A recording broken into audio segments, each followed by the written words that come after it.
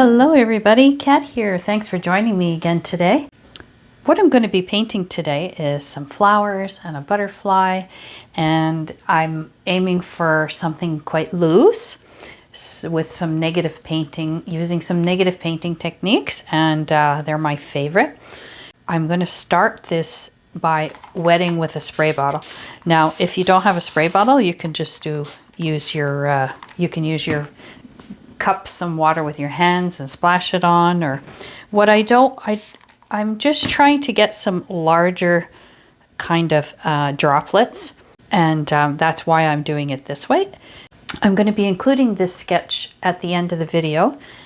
You can also draw the sketch on after you do this initial wash, but the reason I'm doing it first is because I just want to put some nice raw sienna in the center of these flowers and allow it to bleed. Now I'm using this paper for the first time. This is called Fluid 100, so it's 100% cotton, cold pressed paper, and I'm not getting much bleeding going on here at all. It's very still.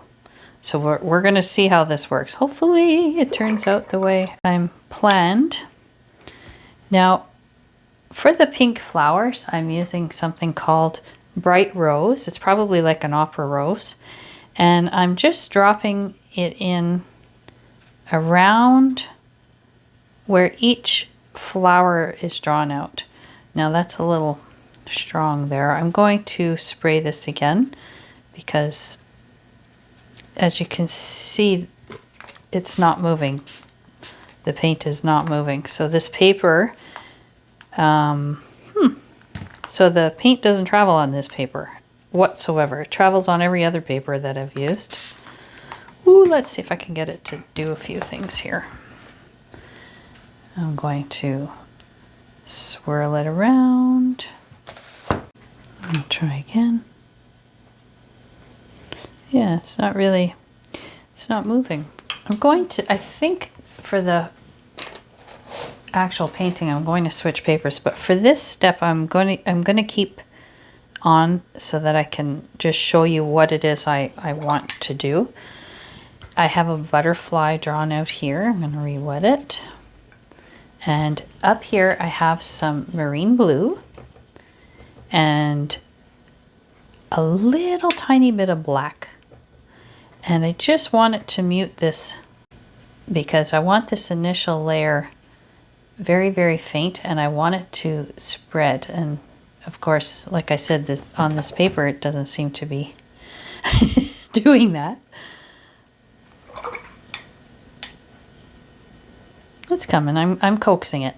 Maybe I won't have to change papers after this step. And I'm going to be doing some green. And for that, I'm going to use some very wet Hooker's Green.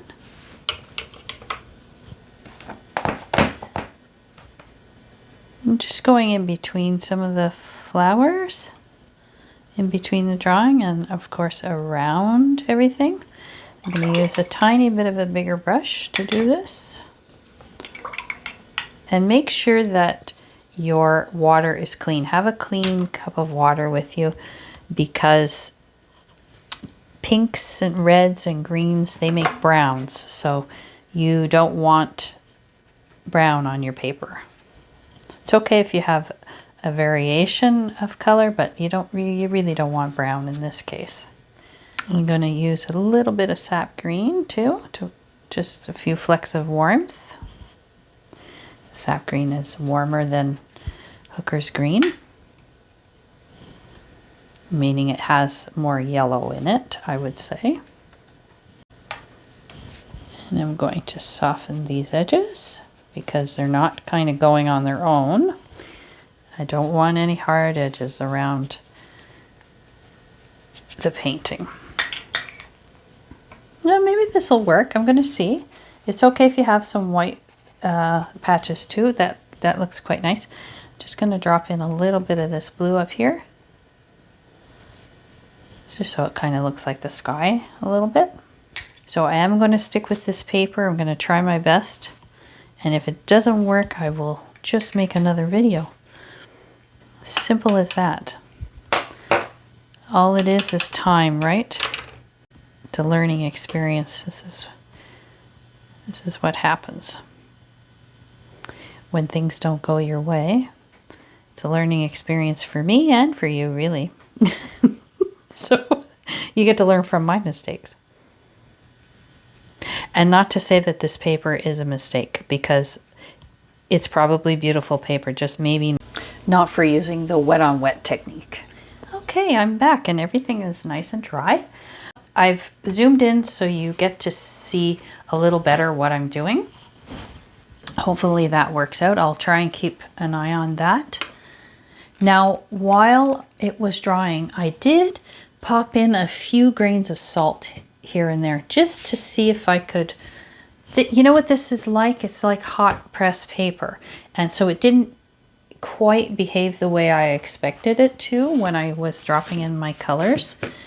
And it's not. It's a cold press finish, fluid 100. So otherwise, it seems like a really beautiful paper.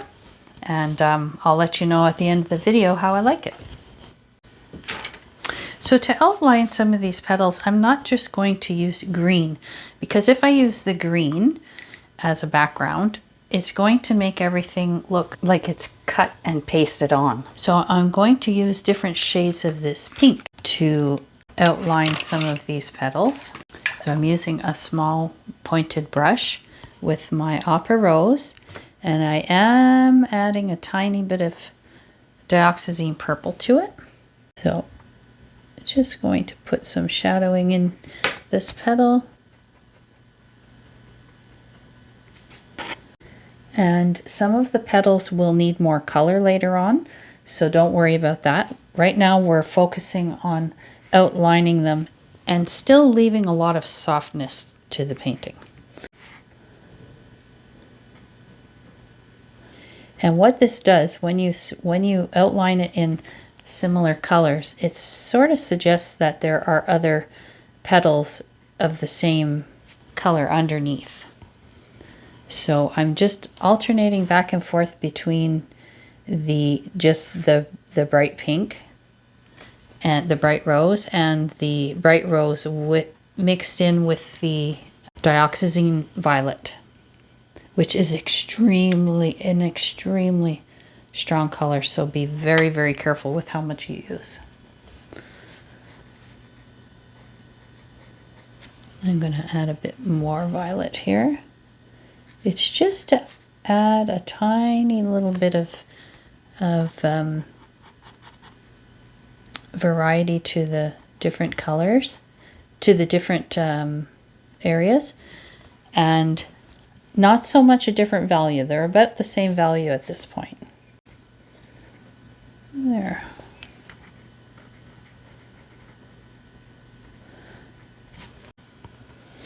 This one here, I don't want to do it yet until I do this butterfly and I have a better look at it. So as I said, by outlining this in a similar color as the petals, it doesn't look so painted on. It doesn't look so stuck on, like a cutout. That's what I'm trying to say. And a little more violet here. It's very relaxing to do. I don't know if everybody likes negative painting, but I really do.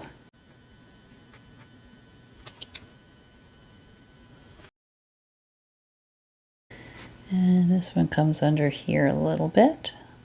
After you've seen me paint a few of the same things, I speed up the video, and if you want to slow it down, you can hit the cog button on the YouTube screen. Around me here, we're starting to have some flowers, mostly tulips that are starting to come alive, and they're so beautiful. And I have a tulip video that I just put out. If you want to check that out, it's kind of a fun, loose way of painting tulips. just over here, I think I need a little tiny bit more definition. And some of these petals need some finessing, but that'll be later. I'll do that part later. So now I'm going to look at where I would like to fill in with some green. So I'm going to alternate between my hooker's green, which is a cool green, and my sack green, which is a warmer green. So this one here.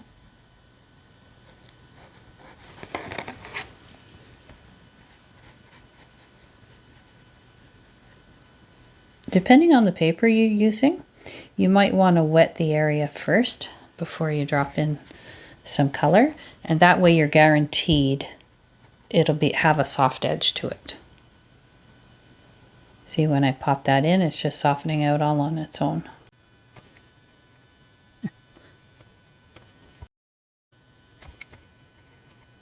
For the sake of the video, I'm not turning my work, but you really should do that if you can do it, because it will make for cleaner lines where you want nice clean lines, and you'll be a lot more comfortable. And here, right around this petal here, just gonna soften the rest. And such a little bit of paint goes a long way, so that's why using two brushes, one for softening and one for painting, is a great idea, because it really uses so little paint. I'm just popping in a little bit more of that pinky mauvey color right here, just so that they'll blend a bit better together.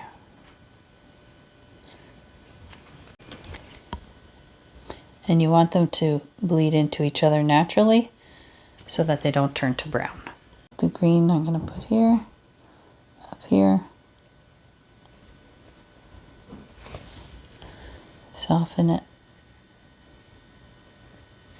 Another hard edge here.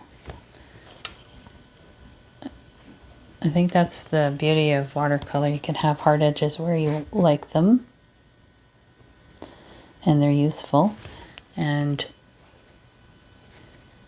you can make everything else so soft. I think I'm going to do more pinks back there. Maybe a teeny bit of green. Maybe a teeny bit here.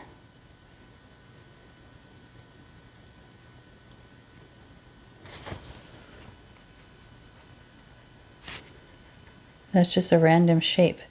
But now it kind of suggests that there might be a petal here and a petal here.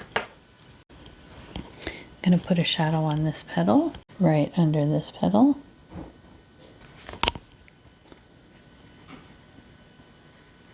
There we go. So now I'm going to do a bit of work on this butterfly. Okay, I'm going to paint over this with some nice clean water.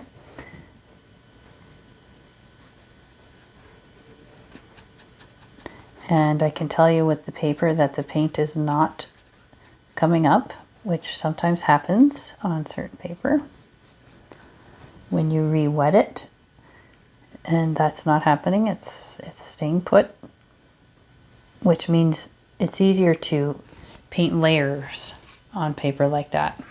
Now, with this yummy, delicious color that I made here, I'm going to draw an outline of this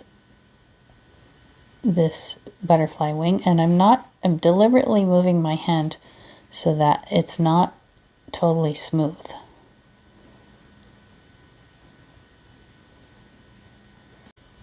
Okay, and I'm going to come down and do this one. I'm going to have a little tail on it.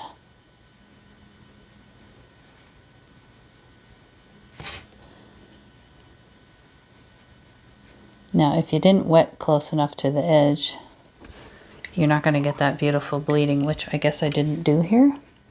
So I'm going to go up close with the water and hope it's not too late. There we go. Getting in some nice soft edges, hard on the outside and soft on the inside. I'm adding a smidgen more black to this.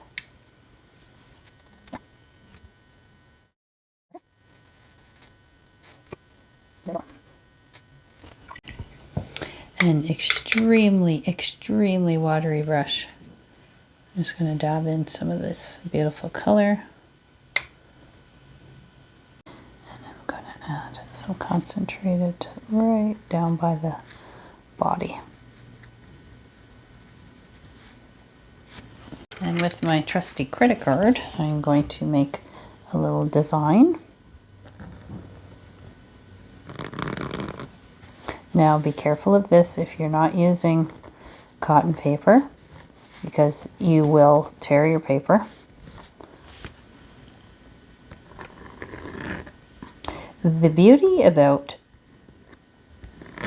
doing half of a butterfly like I'm doing here is that you don't have to make the exact mirror image of it on the other side, because they are exactly the same on the other side apparently. So by doing this you avoid that.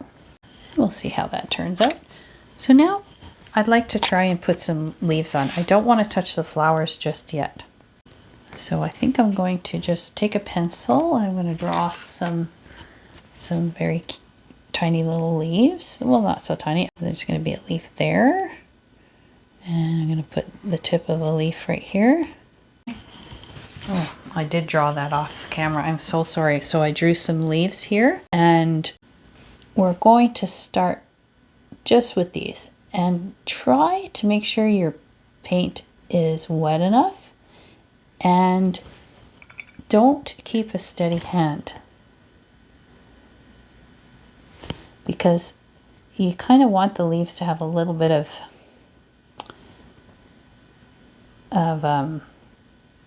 character to them. You don't want them to be so cut out looking. And after, if we want, we can decorate that leaf, but we don't have to. We can leave it just as it is. So I'm going to go in again. This time I'm going to go around this leaf. And as with the petals, you don't have to outline every single leaf. You can just suggest that there's one there. And that might be the most challenging part of painting something like this.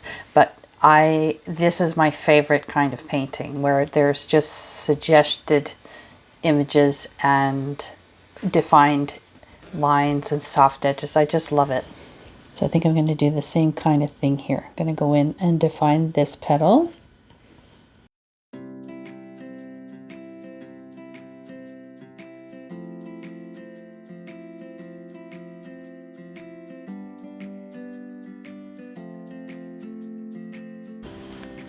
Now here I am going to put some deeper green, but before I do that I'm going to add to this pink.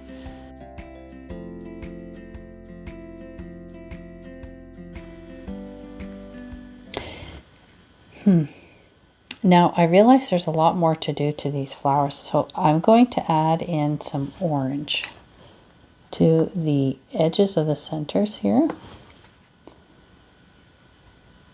So what that will do, not only it'll add some color, but it's going to hide those pencil lines, which I just can't stand. I know people love it, but I just don't like it. I don't know why, it's just something I don't like. So just a few drops of here and there. Okay, so I'm going to put a little bit of shading on this petal right here using a very tiny brush.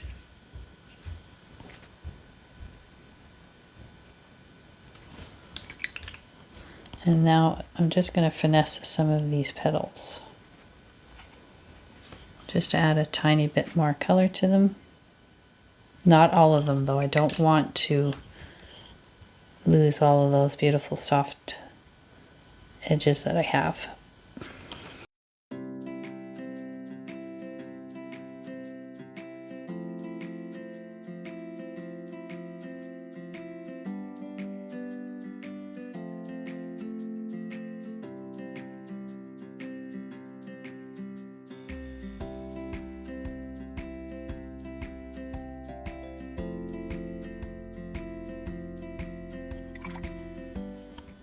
So now I've re-wet the butterfly and with clear water, and with the same blue but with less water, I'm just dropping in where the joins are, like where those lines meet. I'm just dropping in a tiny bit of color. And if you look at veins on a butterfly, sometimes you do see this kind of look, and so I thought I'd try this method, and it seems to be working out okay. So now the body, I'm going in with that same blue, and I'm outlining it with black. So it will look almost all black, but I'm going to try to leave the center just so that that the butterfly looks a little bit more rounded. The butterfly body, say that 10 times, and that blue should offer a highlight. So now here with some green, the Hooker's green, and a rigger brush, I am just adding in some curlicues, and on those I'm painting a variety of sizes of leaves using the Hooker's green.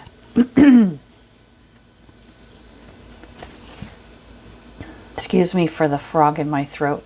Now I'm adding a little bit of shadowing, excuse me, onto this butterfly.